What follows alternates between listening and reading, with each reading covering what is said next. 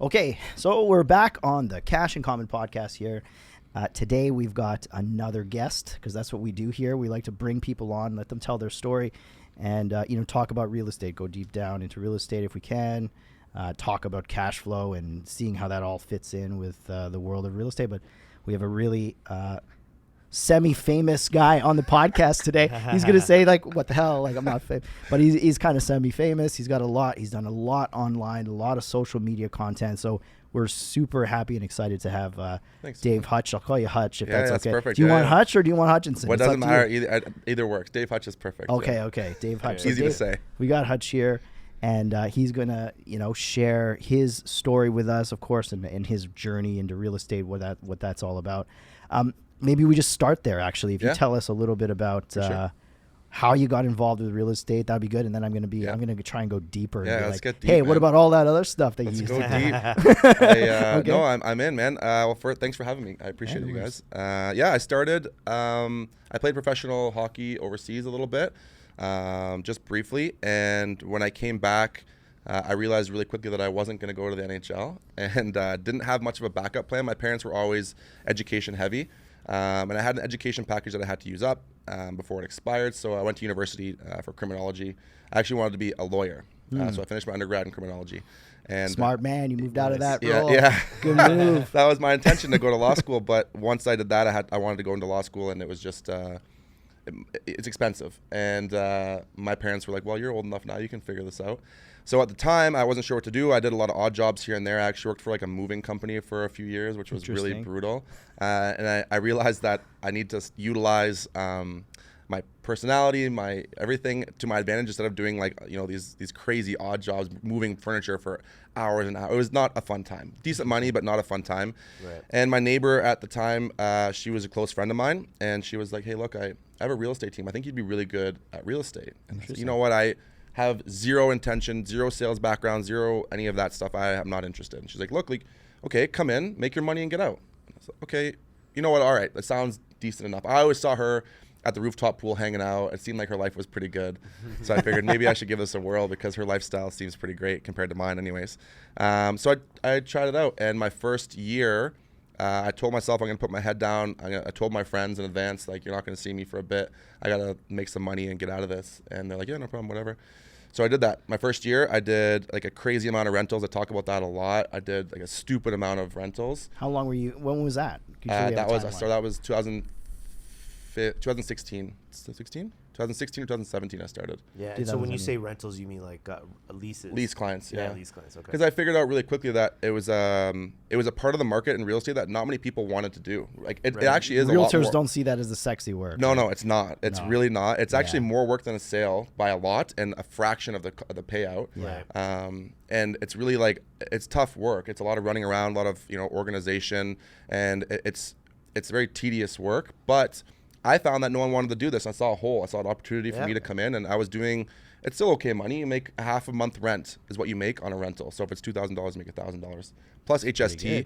So it's not bad. You do 10 a month, you're making 10 grand a month. And I was like, okay, I can do this. I can probably do more than 10 grand a month. Why can't I do 20 a month? But the one thing that I realized really quickly in my career was that, a lot of realtors, when they do rentals, they lose focus in the sense that it's quick money, which it is. But it's much more than that. It's a long-term play. These rentals are people that know you, trust you, have worked with you. Right. They like you, hopefully, and they will likely buy from you in the future, or at least give you referrals in some sense. So you're building a database while you're accumulating sales, right? Exactly. And there's so many pros alongside of that too. Like, for example, because I did so many rentals in the downtown area, I've been in all of these. I can tell you, literally, I can tell you where the keys are in that building. I can tell you where. I'm not even joking. I know where the pool is. I know everything. So when what's he pointing at, folks? He's pointing at the. We have it was 8th the Esplanade. Yeah. So when I did that with the rental clients, that first time I had my big, $2+ million buyer, I walk in, I said, hey, Steve, to the concierge. He's like, oh, hey, Dave, what's going on? Good to see you. And that, there was another realtor in there with paperwork looking lost, and I'm telling them where the keys are and where the amenities are. My client's already like, okay, this guy knows his shit. This is great. Right. And I've already won their trust at that point. So just, area familiarization, building a database, all that good stuff. So you built your whole, I guess it's a brand, right? Yeah. around that idea of like knowing Yeah. things more than other realtors Right. would know. Yeah. Right? Like early on. Exactly. Which is a little bit interesting because, you're new in the game, you're fresh in Right. the game, you don't know. Like you might It's know. true. No, you don't. No, they But don't. you didn't That's really the know, thing. right? No. So that's interesting. But before you went, tell me if this is right. So you said you played minor league hockey. You played for Sarnia? I played in Sarnia. Yeah. Yeah, you played in Sarnia. Like you played. I played junior in Sarnia. Crazy. Okay. Yeah. I lived with the Billet family there for 2 years. 2 years, yeah. And then ended up getting traded my last year back to a town closer to home because I wanted to finish closer to home. Okay. And then went up, There's some things I heard as Yeah. well. Were you also a fireman or I was a firefighter, yeah. You were a firefighter. Yeah, I was a firefighter for 6 years. So Oh, you where? Toronto.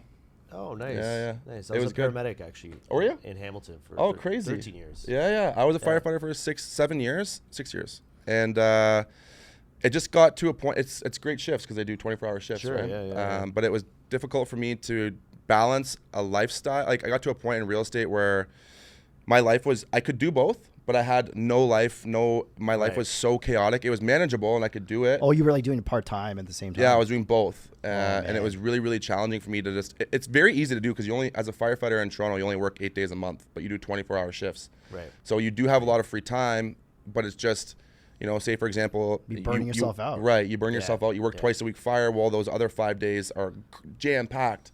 Right. So it just honestly got to a point where, Well, I mean, you accomplished something. I mean, you obviously Yeah. grew the real estate business to replace a full-time fire job, which Yeah. is obviously, amazing because It it's was- a great job, right? Yeah, it was interesting. Did you like it? Did you like that work? I loved it. Yeah. All my friends are still firefighters. Oh, wow. Yeah, Okay. yeah. Most of my friends are still firefighters. It was great.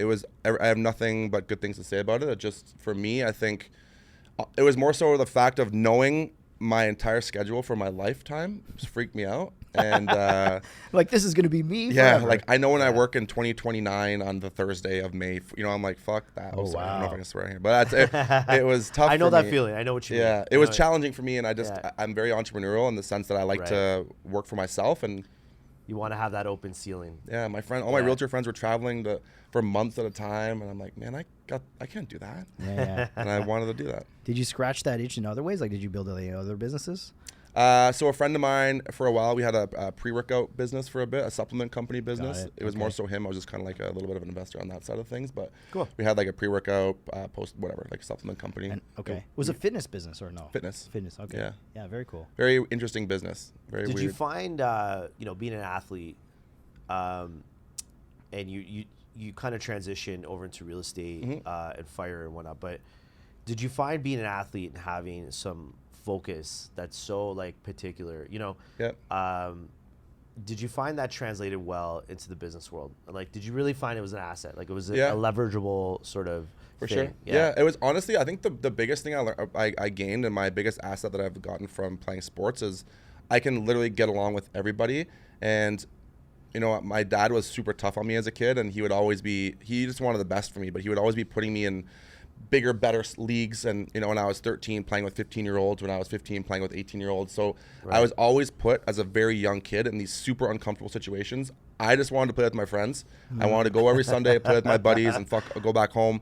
And he'd be like, no, this week you're playing in this city with these kids you've never met before, and they're older. And so now you can put me in any social setting, and I'm super comfortable. I've been through it as a young kid, and I think that was my biggest asset that I learned from playing sports, and just learning how to almost be like a chameleon in social situations where Yeah. I can adapt and I can thrive in those situations. But you're right, the focus and training and the routine is another big one. Hockey and fire too. It's very routine. Right. So I do good with routine. Yeah. Yeah. So you build that into the way you do things. Yeah, right now. very. So you're in we talked a little bit before we started recording about the 5 a.m. club. Yeah. But like, what's your routine like on a daily? Are you like getting up? Are you working out every morning? Yeah. I usually run every morning. Like I'll run. You at run like right away. 5:30. I'll Wow, run in the okay. morning. And Okay. then unless usually that's my goal usually. Okay. But like it sounds like you're getting up, you're doing like Yeah. working out. For sure. If I'm being fully truthful, I usually get up at like 5:30. I try. 5 is tough. Yeah, 5 is really tough. I think find- anything before 7, Yes. and you're doing something for yourself is, For sure. is Yeah, it's success, tough. right? Yeah, it's we did my girlfriend and I did the 5 a.m. thing for a while, and we just found it was like I was so tired by like 7 o'clock at night. I was like trying to do deals, and people would call me at 8:30, and I'd be like, Yeah, the that's nerve. your prime time. The nerve, That's your right, prime yeah. time though for real. Yeah, estate, yeah, right? and that's what I Like, mean, right? So I couldn't function, so I needed that extra like half an hour sleep. So I usually get up at 5:30.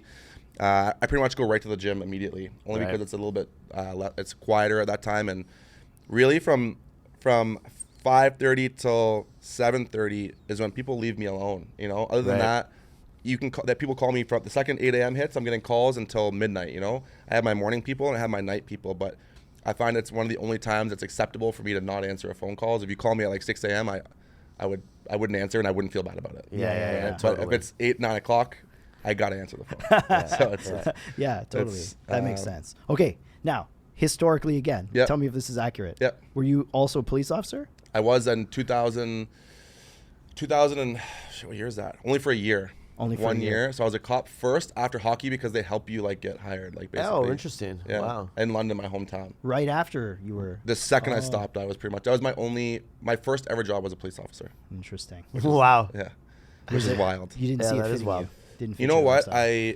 I had a hard time like fitting in a little bit, I think, and it was just my immaturity. I was a kid, Sure. And a police officer in a town that I was raised in. I knew everybody, and I never had a chance to be a kid because I played hockey at a high level, and I never had that chance. My friends, when they were 18, 19, they were going to the bars getting wasted, and I didn't have that chance until I turned 22, 21, because I was playing hockey overseas, and I came back, and it was like I missed that stage. Sure. Sure. So I got a job. I started making good money, and you put me in a town of people that I know. It was just a recipe for disaster. And a lot of people. I respect the shit out of police officers and all first responders, and I didn't see myself taking it serious enough. Sure. And they saw that, and for me, I know a lot of people struggle to get hired as a police officer, and for me it was like easy. It was just luck. I think it was just honestly sheer luck. Right. Yeah, yeah. So I was like, oh, this is whatever. It's a job. Well, you could do the physical, so you had to do that. I dominated the physical. You killed that. Yeah, and then like it was all like personality interview type stuff, which I was Sure. good at too. And Yeah. so when I got hired, I think I just didn't take it serious enough that it bothered some people, which is completely rightful on their end, and I Yeah. just didn't see myself seeing that. Yeah, it's funny you say that because I know there was a point where I was doing both. Yeah. The paramedic and the mortgage brokering, and then you get to a point where like this demands more from 100%. someone, and I know I'm at this stage now where I can't give it what it needs and requires. So Yeah. you just have like it's a respect thing. Yeah. It's a respect thing, right? It's true. And you're just like, hey, like it's time. It's the same thing. Yeah, same Yeah. as fire. It's like, like there's people out there that are dying for that job, and if I'm not taking it fully serious, it's not a job where you can half-ass that. Exactly. And I don't think real estate is either, truthfully. So Yeah, I had that is true. I had to jump into one or the other. So Yeah. Yeah, you think people can do it part time? I know there's a lot of realtors right now kicking around doing Yeah. it part time. Any advice for like realtors thinking about doing this full You know, time? I think as a new realtor, maybe it's okay to do it part time for your first year or two. Yeah. Just so you get your feet wet and you're not like really stressed out, because I find Try it, maybe? Yeah, try Yeah. it. I have a new girl. We just hired her on my team. She's my 14th team member, and she was like, "Oh, I know I don't want to be a part time realtor. It's a bad stigma, but I want to jump into this full time. But I also need to pay my bills." And I'm like, "Look, you get your feet wet in this industry. Like, take it. You don't need to quit. If you can only do Yeah. it from 4 till 9 p.m., okay, we'll make it work. You know what I mean? Like, it is what it is, and that's why we have a team to help each other in that situation. You can obviously benefit more by being full time, no question. But I do think that as a new realtor, it's not a bad thing to be part time. Yeah. Really, what's part time with real estate? I mean, truthfully, I don't really see many clients before 3 o'clock, anyways. Realistically, Sure, okay. and if you're able to do some work at work, like you can still do some work, some researching and whatever, Sure. right? Like Yeah. I have my team every day, and it's funny. We just had this meeting in a team meeting last week, and I ask everybody. I want everybody to read, because you need to know your product knowledge, right? You really do. And every team meeting, I say, tell me something different you've learned this week. Tell me a stat. Teach me something. Interesting. I want you guys to go and learn something. Teach me something. So, I mean, you can do that while you're at work. I think being full-time, you'd definitely have you'd like life a little bit better because you're not as busy. Yeah. But I think you could do it part-time for your first little bit, Okay. I think. I mean, so it's interesting actually. I'm curious about your team now. Yep. So you 14. It seems like a pretty It's a big good number. size team. So it sounds like you value the ability for them to learn things. So you want Yes. them to be able to learn. Yeah. Are there any other specific elements you'd look for in somebody that you put Yeah. onto your team? Yeah, I it's more about personality, honestly. Yeah. I think I really look for people with big work ethic. Just because I know, like, not to toot my own horn, but I work like a crazy person. Like I really do. But I love what I actually love what I do. Right. And, so to me, it doesn't seem crazy. My girlfriend will tell you otherwise. But to me, I like what I do. So for me, instead of watching TV at night, I would genuinely rather watch a podcast or read a news article or do something real estate related to have some sort of education to that. But it's fun. I enjoy that. So I look for people that have like big goals, big work ethic, stuff like that. But your team, you moved your team. You still, are you a broker now yourself? I'm a broker, yeah. Oh, okay. Yeah. So you moved out of the brokerages because I feel like you were bouncing around for a bit. And yeah, I did bounce around a lot, and then I'm still with Rare Real Estate, which is a brokerage. It's a boutique brokerage. That's right. Okay. Super cool. But yeah, I saw your interview with them actually. It was really interesting. That's good. Yeah, it's good. It's a unique brand that's different, and I like different in real estate. I think it's a good thing. Yeah. How was it transitioning to being in a leadership role? Like, how did you kind of deal with that? Because I know I have a team, and you have to wear a different hat. Big time. Right? Different world. It's you're not just a salesperson anymore. Yeah. No, you're right. It's a completely different role, and managing people's emotions and the team, it can be challenging for sure. And I'm used to managing. I was the captain in hockey, so I managed a bunch of dudes. But when you get different people and not all hockey players, it's different, right? I have females on my team. I actually remember when I had just 2 girls on my team. I remember the first 2, and the one girl did like a really good month, and it was like my third month as a team lead. And I was like, oh my God, you killed it. Like, here's a $50 Starbucks card. And the other girl was like, where's mine? And I was like, oh shit. And she's like, that's not really fair. And I was like, oh my God, have one too. I don't know. So it was like a big learning curve for me. Right. What I usually do for my team is I have them fill out a business plan when they join me, and a goal worksheet. And in that goal worksheet, it asks them to tell me what type of accountability they expect from me. Because do they want me to be like military on them? Because I can. And I can call you every week and say, hey, stop being lazy, get the shit done. Or I can call them once a month.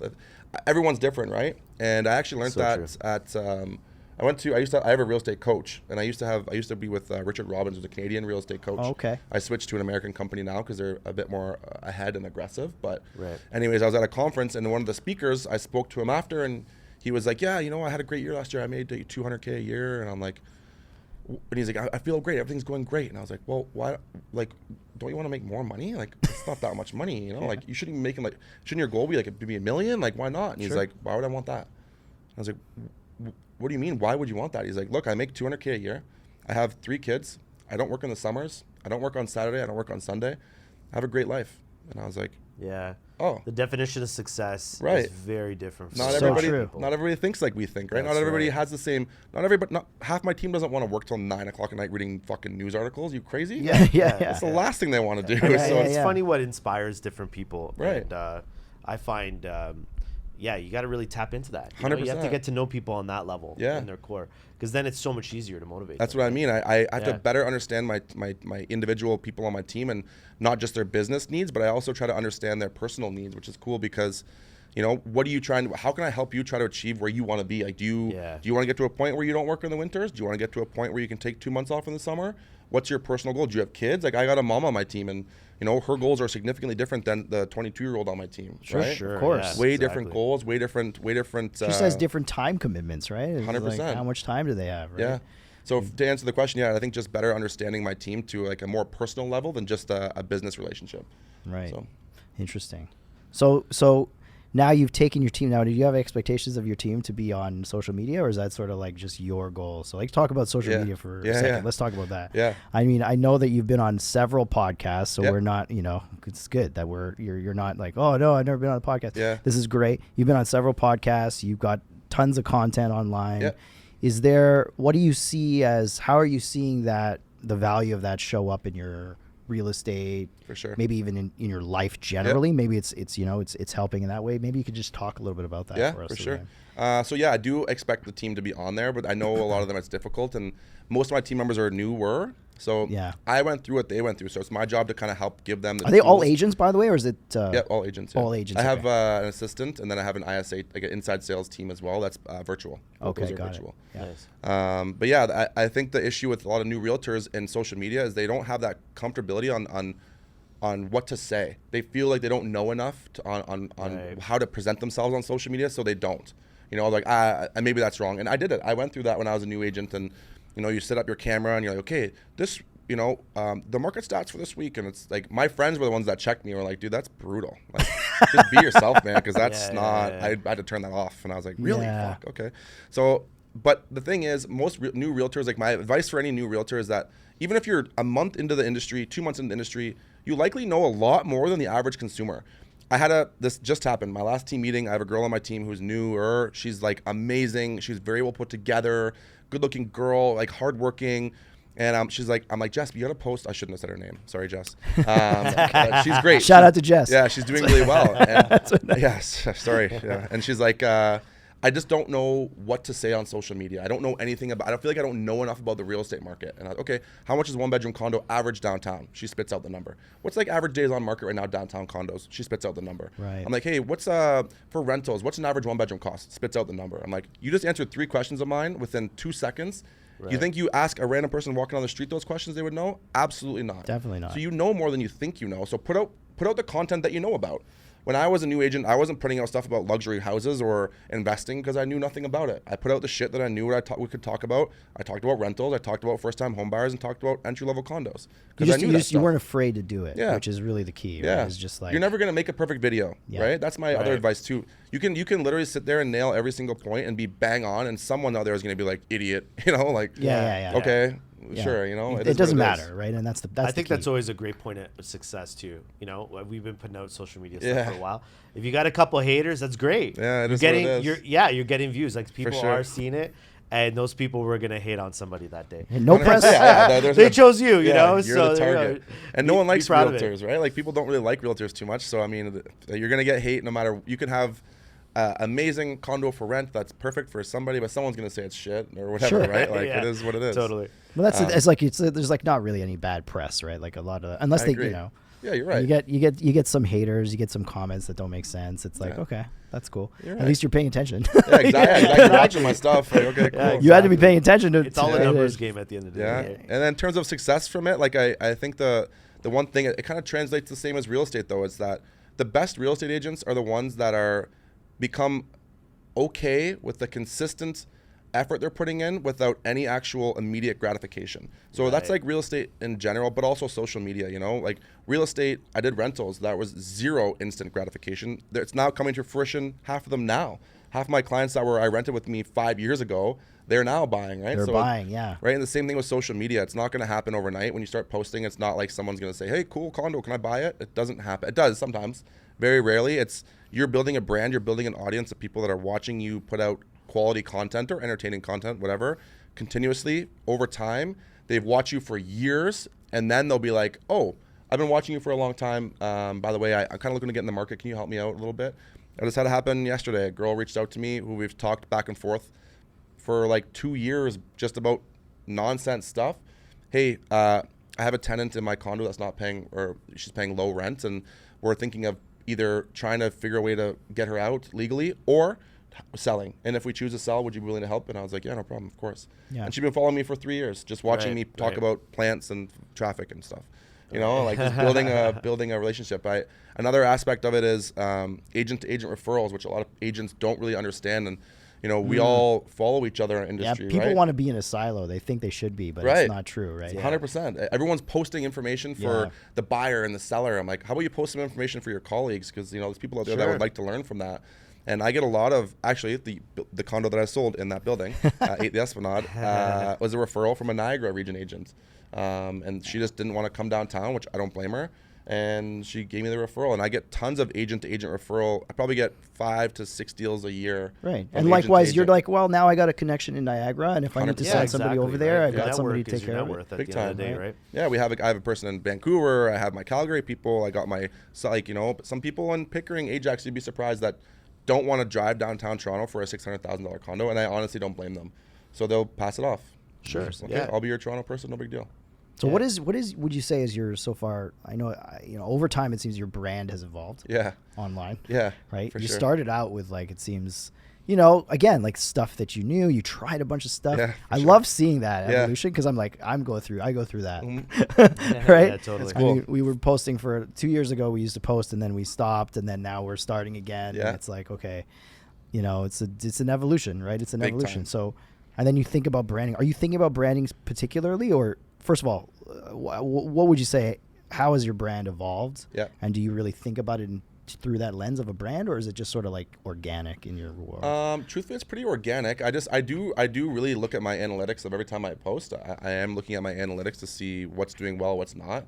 And I do know, like, most of my, if I post something real estate related, like a condo tour, it doesn't get the best. It's Condo tour, yeah. like stuff like that's kind of boring, I think, for the average person. It's more people wanting to see like what my day-to-day is like, me struggling to drive to showings and traffic, or me not eating, like stupid, silly things that people just like to see, like the behind the scenes kind of how your life is. People are funny like that. Yeah. They don't really care about anything else. They just want to see you. They want to know, like, It's kind of that reality TV. Yeah. Somebody's going to share. Vibe, right? Yeah. I know. It's a successful It's thing. weird, like, man. yeah, people want it. It's kind of wild, eh? I literally the other day I posted a picture of this Starbucks cup because I got this new Starbucks order, and it was like unbelievable, like bomb. And I didn't even think anything of it. I'm like, people should know about this. And I clicked the picture of it.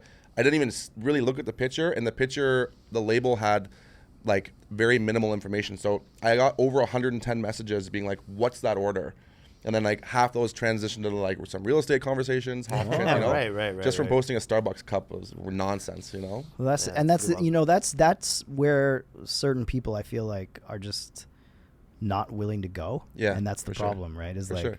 if you're not willing to go, like if you're willing to put yourself out like that, something's gonna happen. You're gonna 100%. create. Yeah. You're gonna create energy. Yeah, and I feel like a lot of it too is just that it's like, what is this, right? Like it's a stupid post, right? You're just like, am I gonna put this out to the world? But It's true. There's a lot of truth in what you're saying. Like Yeah. it's a conversation start. It's light. Yeah. People like digesting that. Yeah. As much as they want some really good information. For sure. At the end of the day, man, if they're strolling, they just want to see some, some eye candy, and true. Well, Instagram and TikTok is a platform to come and be entertained on, realistically. Yeah. And I think it's the agents that try to sell too much on there that have no success, because like I don't go on Instagram to do sold shit, and when I do, I'm annoyed because I'm like, I'm gonna buy it and I hate it. Like AG1, Yeah. I see those ads. I had it in my cart 100 times, and I'm like, hey, fuck them. I'm not buying it now out of principle because I see their ads too much. Yeah.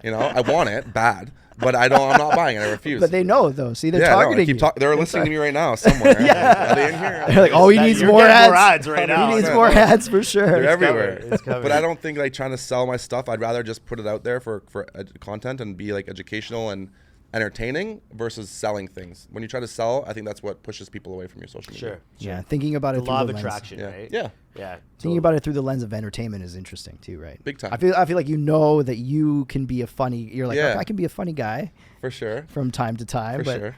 not, other times to be serious, and it's interesting, right? You have to find the balance. That's people like also struggle when it comes to finding their own identity, right, on social media. Yeah. And not everybody is. I always say the same name, but it's Tom Story is a friend of mine. He's a really amazing realtor in Toronto. He has just as much engagement and followers as me, and he's so opposite of me. But that's his personality. That's and that's who he is. Yeah. He That's relates who with. he And you is, think any of his right. followers are messaging me thinking that they probably think I'm an idiot, and that's okay. Sure, My followers sure. probably think he's boring. Sure. It's the same stuff, right? But he has his own followers and people that like and put out and understand and go back to seeing what he's putting out, and they enjoy that content. I have my followers that like what I'm putting out, and I attract. The good thing about that is, and the one way I never even really thought about it until I was way later into doing social media, is that when I put out content of me being me, I'm going to attract clients that are kind of like me. Right. So my clients are awesome because they're all They're people like that you. they're aligned with what I Yeah, see and talk exactly. about. They're a bit younger. They're and whatever. They're fun people. Whereas when I tried to be someone that I wasn't, it's like you attract people that maybe you don't mesh with, and then your life is just not fun. Yeah, I mean have you ever read Seth Godin's book Tribes? You ever read that Haven't. book? It's a really good book. Okay. It's I'm a big reader right now. Are you a big book guy? Big book guy. Okay, honest. so you can tell us about books in a second. But Yeah, deal. this book is about exactly what you're talking about, which is that Okay. you've got to build. If you're building a brand, that brand should be consistent with your tribe.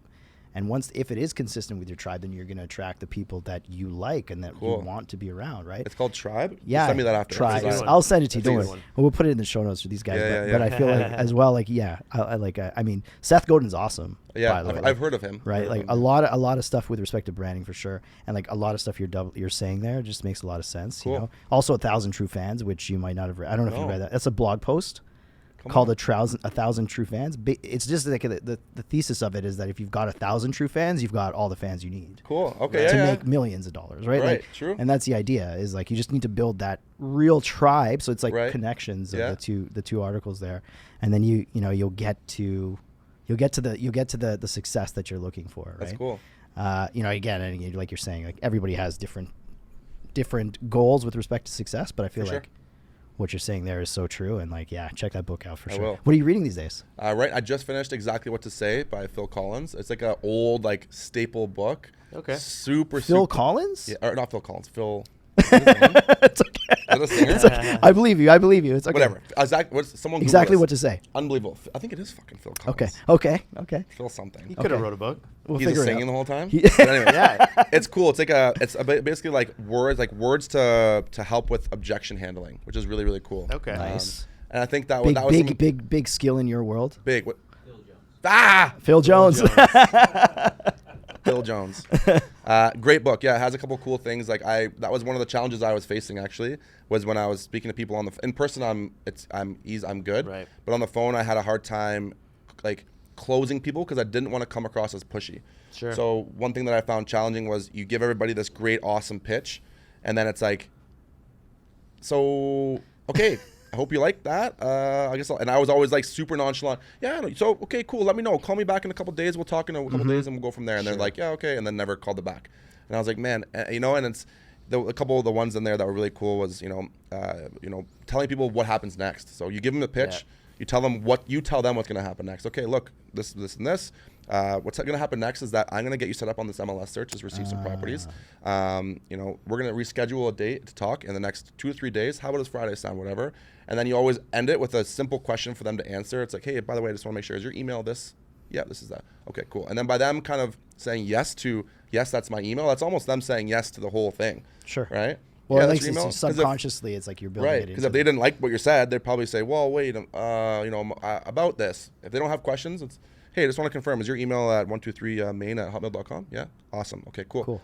I'll send you the listings, we'll get started, and we'll talk next week. Yeah, what you're saying is so powerful. It's true. That's something I learned a while back, is how do you get people down the road? Well, build the road, push them down the road, that's true. right? Like, and it's only step by step, That's a and cool just as saying. long as they feel like they know the direction they're going in. Yeah. I feel like that is huge because we offer free consults, and my objective, I tell them right in the beginning, is, hey, I'm gonna kind of get you understanding what might be a loose plan for you. I'll give you the steps of what a solid plan is, so you have the concrete information you need to make a decision. And we just take that journey, and then at the end of that, because they've already been down the road, Right. here's the rest of the road. This is what we're gonna do next. I find it so powerful because if you just leave it to the fleeting mind, right? They'll make a They're decision. hanging up with you, man. They're going to do dinner. They're dealing with the plumber. They're dealing with whatever. Like, you're forgotten, right? So 100%. it's that is really powerful. I will agree with you on that.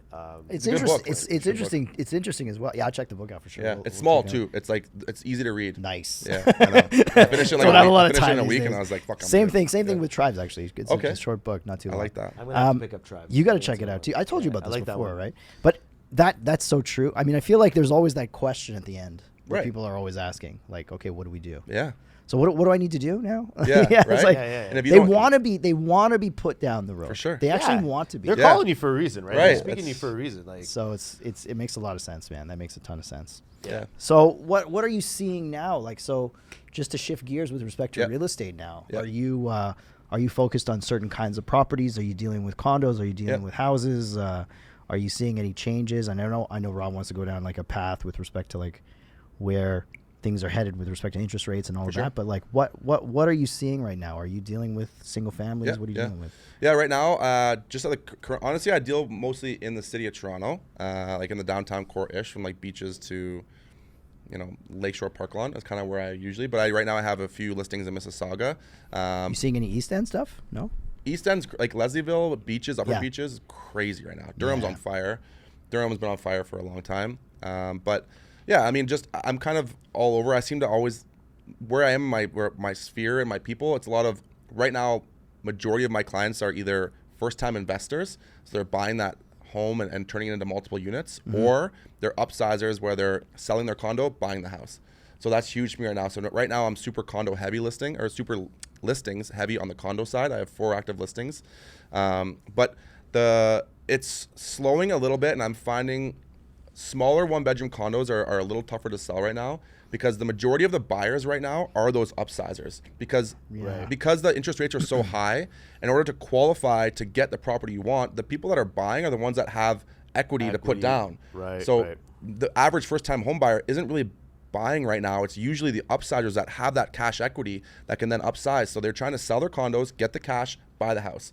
And realistically, the houses are down about, in certain pockets, let's say still 5 to 10% in certain pockets, price point wise, for a freehold, semi-detached, whatever. So they're still getting a bit of a discount compared to the peak of last year.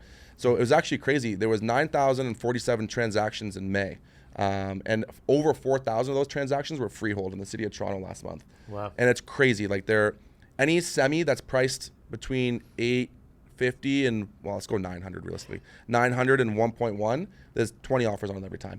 Minimum 10 offers. Wow. Flying off the shelves. It's crazy. These buyers are trying to get in before they goes crazy again. And is there supply for that kind of? Zero. That's the issue, right? Zero supply. Because you got a lot of these guys coming out of the condos, right? But none of those guys are selling. No. Right? So you've got they know what their market's pent down up demand again, right? So this is the I was just reading. Kind of goes kind of hand in hand with what you're talking about. Ben Tall is an economist with CIBC. Yeah. He was saying, the Toronto market's stabilizing way too quickly. Yeah. Right. It's just already it bottomed out and it just stabilized like overnight. No one saw this coming. And now the biggest issue is we're still in this really high interest rate market. Right. If it's already stable now and we're starting to see moderate growth, like you add just a little bit of ability, gasoline, let's just call it, of interest rates just getting better and more affordability happening, we're going to end up revolving into a really hot market very quickly. Like within 12 months, we might be back where we were, last year. Yeah. So I found that really interesting. I always find supply is always the problem and the answer. And it never seems to be resolved. Like I know. There's never a policy that addresses it. It's so true. Like the government, I just don't know what the government can do at this point. But what do you think might happen with some of these small investors? Because they're the ones getting really stressed out. Like I'm similar with you. We kind of grow our business with our people as we're going through our phases of life as well. And so, I have a lot of people that have bought their first real estate property within the last few years. Right. Super excited.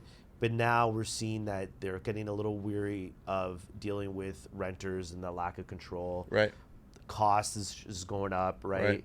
So a lot of them are putting money in. So now I feel like they're the ones that might end up putting more supply back into the market because they're just going to start giving up. But I find that's kind of traumatic. I don't think it's a good thing, right? I agree, like these people bought these properties being forced wealth out over a long period of time, right? But I mean, what's your sense of things, in that regard? And do you think there's any real solution that doesn't hurt anyone, as far as getting supply out there? I like the fact they got rid of those zoning exclusionary rules. I think that's huge for investors. Yeah. I mean, because if you think about it, investing in Toronto, it's very difficult. And I mean, pre-construction used to be a big thing. That's kind of out the window now, because if you weren't at least going to cash flow monthly, you were able to flip it on assignment and make a quick dollar. That's dead, at least for the immediate future. Condo purchasing, I mean, with the high prices of a condo, you're looking at least $600,000 for a 1-bedroom, and the rent of $2,400. If you're not putting down 40-50%, you're not cash flowing there either. Sure, you're going to build your equity, but with rising fees of everything, you're not going to see too much of a cash flow.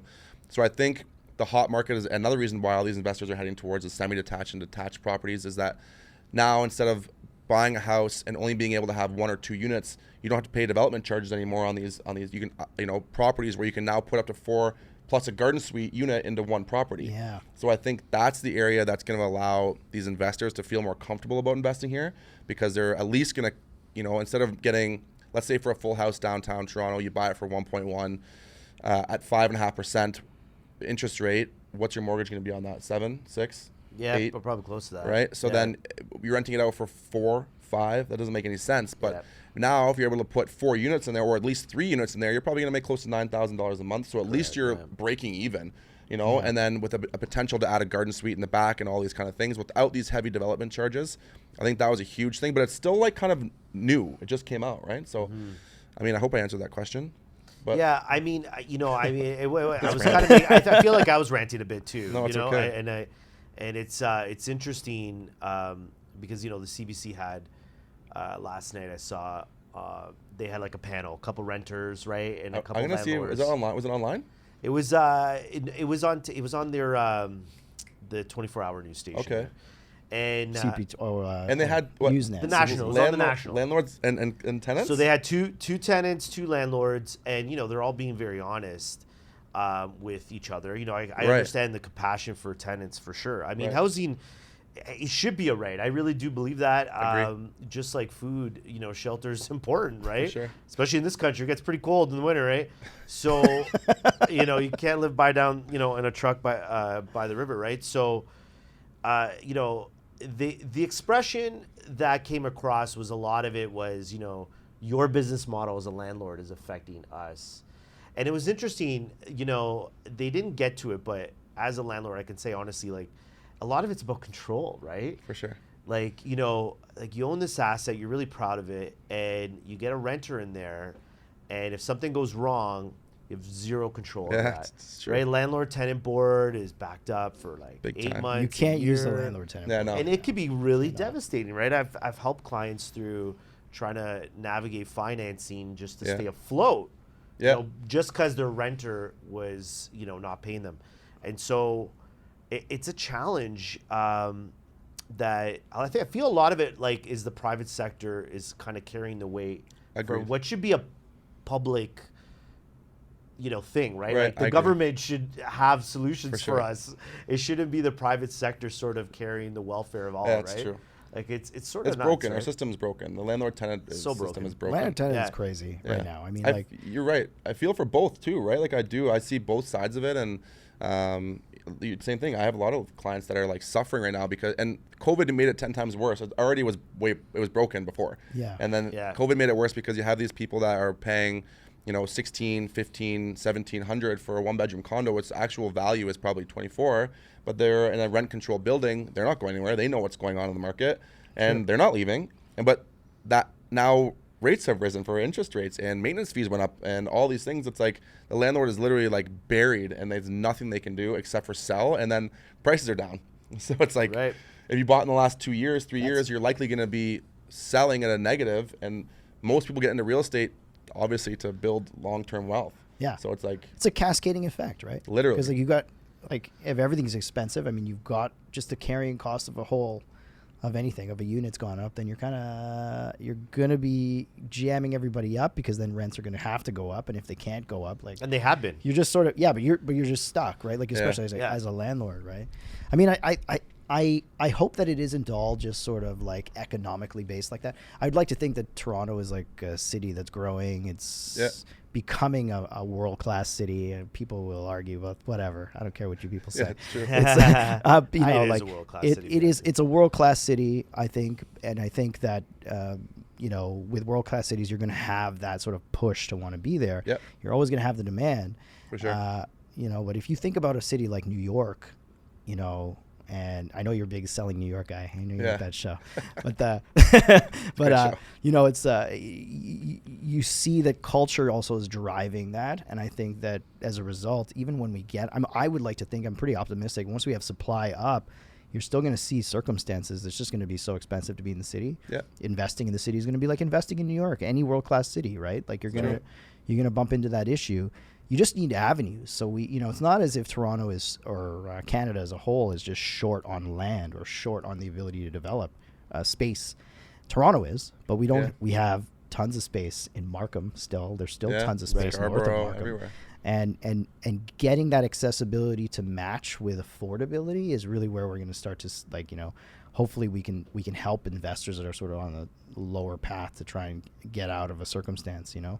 So I don't know. I'm pretty optimistic about it. I don't know about you guys, but I am too. I think it's funny because a lot of like one of the guys at my office, Daniel Foch, he's like a huge like economics guy, big, you know, this guy knows everything about the real estate market in terms of like, you know, trends and history and all that kind of stuff. But it's so weird because I feel like Toronto really has a mind of its own. You know, I remember everyone was saying 2023 is a wash for real estate. It's going to be down the whole year. And I was like, I don't know. You know, it's Toronto. People want to live here. I think it's Toronto. We'll be okay. And everyone's like, no, don't buy. And then like they paused rates once and I went crazy. Yeah, like I told you guys. Yeah. You know, it's kind of got a mind of its own. It's really hard to predict what's going to happen here because it's just like such an interesting city. I think too, in the U.S., there's a lot of major cities that are great. You know, you can go to New York, L.A., Chicago, Boston. Like I can name off 10. I don't even live there and I know a bunch. Right. You come to Canada, realistically, where are you going to live? Toronto, Vancouver? Name another better. Montreal, okay, maybe. Maybe you lived in Calgary. Maybe Calgary's up and coming, right? You know? Calgary's getting there, but like you come to Canada, I don't know anybody that, you know, is like stoked to go live in like Winnipeg or, you know. Yeah. Right. Well, that's what they say, right? The immigration, it's like 80% of the migrants come and settle in Toronto. Yeah. And you're talking about, at this point, I think they're trying to get the numbers up to 500,000 people a year. I mean, that's huge, man. That is a huge medium-sized city showing up. It's true. And living in the GTA on a year. And so, I mean, there's a big bottleneck. I'm very optimistic in price going up over time, right? Like everyone's gonna make money if you own. There's no doubt about that. And I can't figure out in my mind how we're ever gonna solve the issue of what is basically affordability. I think opening up land and transit is key. Like I just think I was talking to a client in Caledonia, and I'm thinking to myself, if you can get to on a train somewhere to go to work, you know what I mean? True. Without owning a car, like that's gonna make a little boom happen. You mean Caledonia? Out there. Caledon. Sorry, I said Caledonia, but Caledonia's like downtown. I was like, yeah, Caledonia is south of Hamilton, but like Caledon, just north of Brampton, right? Yeah. And like for example, like if someone can get on a train and get like to, Mississauga or Toronto, where there's a lot of companies and jobs and things like that, right? More of that they build, I feel like you're right. That could help. I agree. Because that house obviously out there is going to cost way more. Right. Or way less, and have more space, which is what people are always after, right? So. Yeah, you're right. I think that's true, right? Even look just outside this downtown. Like I know clients that want to live at Lakeshore Park Lawn, but it's like, well, then I got to drive 40 minutes to get downtown. It's like, it shouldn't be that long, right? Yeah. Is it 40 minutes from Lakeshore Park Lawn to get downtown? Well, that's pretty wild. Well, you know what, though? I feel like since COVID, nobody's going on public transit or people don't trust it. All the like the stabbings and shootings and stuff, too, there's just right? like you've got to create. No, I mean, you've got to create, again, it's like the city itself has to, infrastructure. To build infrastructure is one thing, but you got to inspire people to take infrastructure. It's like that's a unique thing about like New York. Yeah, everybody takes the subway. Yeah, it's like normal, right? Wealthy people take the subway. People are like not taking the subway right now. Yeah, and that's creating all of this crazy gridlock. Like I can't even get from my house in like just north of like on Greenwood over there. You know what's just great? Just get in the city. We were talking about like 10 kilometers. It's not even 10 kilometers. I think it was maybe like 2 months ago. I had a girl reach out to me. Hey, I want to buy a condo downtown, and her budget was like a bit lower. And I was like, hey, look, what about just outside the core? She wanted like a very core. And I was like, I know, but I think you're a little outpriced. Let's look a little bit north. She's like, I'm way too nervous to take transit. I won't take transit. So if I can't buy in this budget, I'll wait. And I was like, interesting. That was the first time I've ever had that. She's like, I know there's too many shootings, stabbings. I don't feel safe. I'm a single female. I was like, touche. That's a big tip of that to the government. They need to do something. We need to do something there about education and also create safety. For sure. So that people feel like they can take and traffic transit. cops. Yeah. I want to see some. It took me. I live at King in Portland. I went to go to where was I going yesterday? Mississauga to one of my listings, and from my house, which is very easy for me to get to the Gardner, I literally go down Portland to Wellington Street to Spadina. Okay, I can walk there in 5 minutes. Mm-hmm. Took me 32 minutes to get onto the Gardner from my house. It's a 0.7 kilometers. That's 32 minutes. I was like, I wasn't even moving. I was like, I don't. Well, I talk to Ryan about that all the time because he lives on transit line, and I live in Mississauga. Yeah. And so it's like, it's funny. It will take us the same amount of time to get to places we're meeting. It's usually somewhere around here. I just find it hilarious that that could happen, but it's so bad down here. Traffic is an economy killer, right? Like, I mean, time is energy, and energy is money. Like, it's a circle. I know they got to figure that out for sure. They do. Yeah. So what is it, Dave?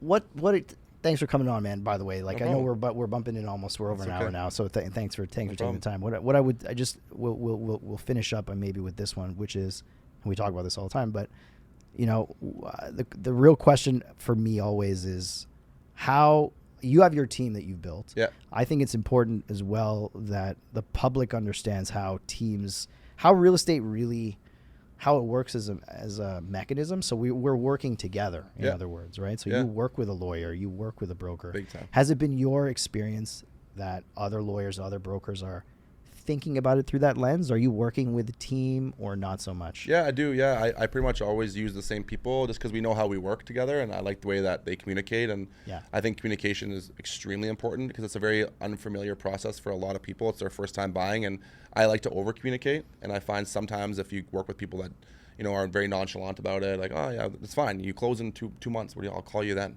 It's like, well, give them an update, Yeah. Shoot them a text, Shoot 'em because they're calling me and it's annoying, but I mean, working with a team, I think of experts is extremely important. Like very important, just knowing what they like, how they work, right? Everything's a lot smoother. Yeah. You know what this person likes. I know what my this person wants documents wise, this person wants documents wise, what they like in terms of on my documentation in general. No problem. We can do it. Everything's good. Yeah. And that's, I mean, the thing about it is that clients don't, I think, see everything as a silo in that way. And You're right. I like from like a client perspective, they don't really understand. Like we have to work together. Yeah. Even if we don't like each other, that might be a problem actually. Yeah. It creates an atmosphere that's really difficult. For sure. And for things to really move smoothly is not keeping it as a silo. And I really push this as an angle here because I think that a big part of the reason we invite people on as well is to get people to understand, like, we work together. Yeah. You need the lawyer to help. 100%. You should be able to feel like I could call that lawyer and get him to That's big. answer this question for me. You know what It's I mean? huge, right? Like you as the realtor, I mean, and not even nice. the client. The clients should feel like, okay, this is all happening and it's all getting taken care of by a team that we trust, right? And if it isn't run that way, it doesn't say it couldn't be done. It's done, Right. But it's not fun. But it's not as fun, true, and it's also not as for the client, they feel the friction. Yeah. And that's the idea, is we want to try and keep it smooth. So yeah, if everyone's on the same page, communication's simple. Like honestly, I like to always tell my clients, I'm kind of like once I find you the place, I kind of turn into more of like a orchestrator. Like, I put you in touch with this person. I'll make sure everything moves slowly, but you might have communication with them, and I'm just here to like make sure stuff gets moved along slowly and everything's met in deadlines wise. And nice. You said something like over communication. Like I totally don't even think that should be a statement, right? Yeah. You should really communicate. Like, it's so frustrating when that just kind of gets out of the picture, right? Because you're right, you'll get phone calls and you're like, okay, I'll call your realtor. I'll call the lawyer, right? Yeah.